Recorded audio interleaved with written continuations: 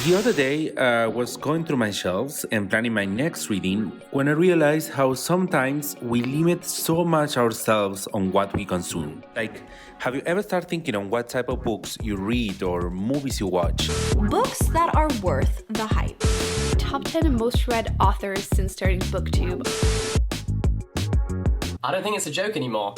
Well, most of the books were by white authors, just because they were some of the most popular books we have been hearing about for a while. So I decided to do a little research. It's no secret that the book publishing world features plenty of discrimination. An analysis by the New York Times found that just 11% of fiction published in 2018 was written by people of color. In June 2020, a Twitter hashtag called Publishing Paid Me revealed that many well-known Black authors had received book advances that pale in comparison to those of less experienced white authors. So yes, I decided that if we want to see some change, we have to start it ourselves. So basically, I just went to the bookstore and I bought some books and I'm planning to read them this week, of course. Imagine if I just bought some books and now I just have a stamp for my coffee.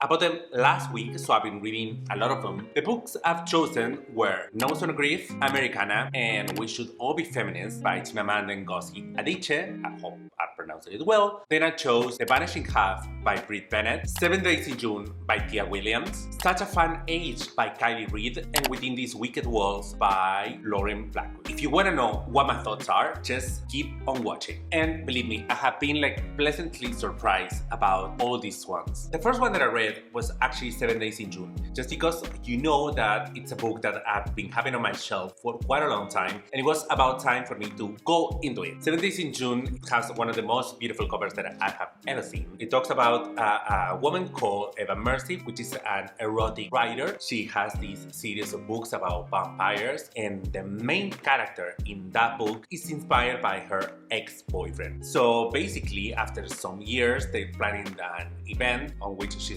has to start preparing the new book on the series, and her previous boyfriend pops up, brings a lot of questions about why they decided to break up, if they're going to be together in the future, why they move on. So you have these views of what their story was in the past and some things that are happening in the present that of course is going to affect the way that they perceive love in general. And what I find so interesting about this book is the writing. The way that Tia Williams is writing this love story, what makes you feel in love with these characters before something interesting really happens on the story, you have it very clear in your mind. It's just poetry. And I'm so happy that I finally read it. I swear, I've been wanting to read it for so long and it didn't disappoint at all. Also, there's a moment in the book when they want to make a film adaptation of the book that she's writing, and the thing is they want to cast white actors to portray these characters. And then it comes this topic that has been very talked about in a lot of the movie adaptation that we have seen, more recently in Bullet Train, that is based on a Japanese book, and all the cast in the movie are all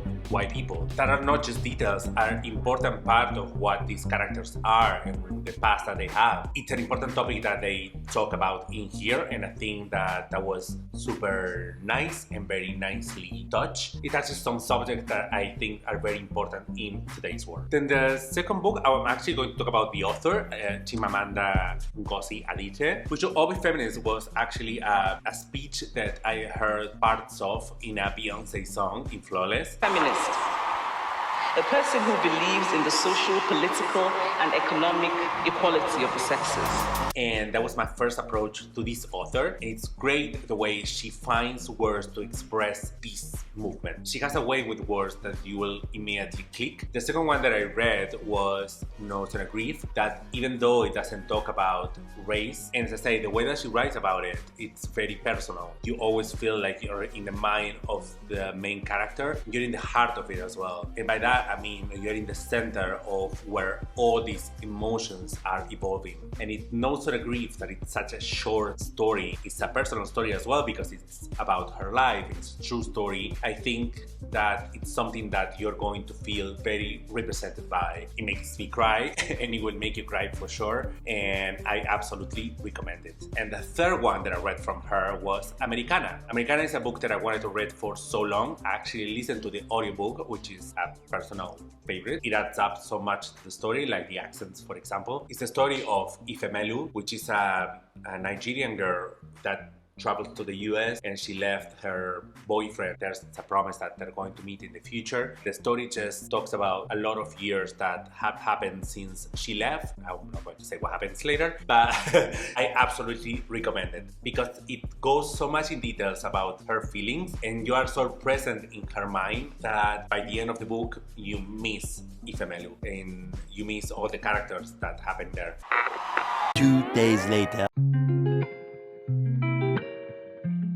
Okay, new day, new book. I just finished The Vanishing Half and here are my comments. I absolutely love this book. I actually heard a lot about this book and the main story, I knew that it was the story about these two sisters that are black. They're twins and basically like it comes to a certain point in their stories where something happened to their dad and the way that he died is a thing that is going to affect the way that they're going to live their lives in the future. They decided to escape and after that they take separate ways. One of them lives their life as black, but the other one passed as white and live her life as a white person just because of the way that she was affected by the death of her father. But the story doesn't end there because both of the twins, they have kids. The kids present is going to be affected by how their mothers live their past. The most particular thing about this book and what I like most about it is like it talks about identity. Not only race identity, but also gender identity and the way that we all struggle to find our place in this world and how the things that we are always going to be attached to the way that we live. So I think it's a very important book. Absolutely love it. I was very attached to each one of these characters and I love the way that representation comes in each one of them. And also, as I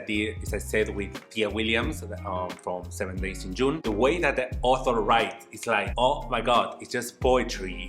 You cannot put it down. You cannot stop talking about these characters and it's such a conversation starter. I have seen it everywhere. Actually, it's a very popular book, so just give it a chance. It's absolutely worth it. After that, I listened to the audiobook of Such a Fun Age, which is the book about these women that she's black and she works as a nanny for a white family. She takes care of the kid and one night when they go out with the kid, they go to a supermarket and just because they're based on their different in race, they think she's kidnapping the kid. She's caught in the surveillance camera and a lot of things start happening from that moment. That happens actually in the very beginning of the book. You cannot put this book down because you always want to know what is going to happen next. It comes to a point when it starts talking about race, classism, social differences. It talks about so many things and it's such an important read that I cannot recommend it enough. I think it's such a conversation starter. Yes, I'm that person. Like in the middle that we're having a beer, I'm like, have you read about this book? Yes, I am that person. So if you're a friend of mine, you might be familiar with me doing that. Such a fun age. It's not very fun. It will make you feel so angry at certain points. Cannot believe that these type of things happen all the time. Is when you realize that how normalized these whole thoughts are. How racism, even if we're in 2022, is still a thing. Something that we always have to review. That was such a fun age and just please read it because it's amazing. And the last one that I read for this topic, it's called Within These Wicked Walls. I literally just chose it because I love the cover. Like, come on,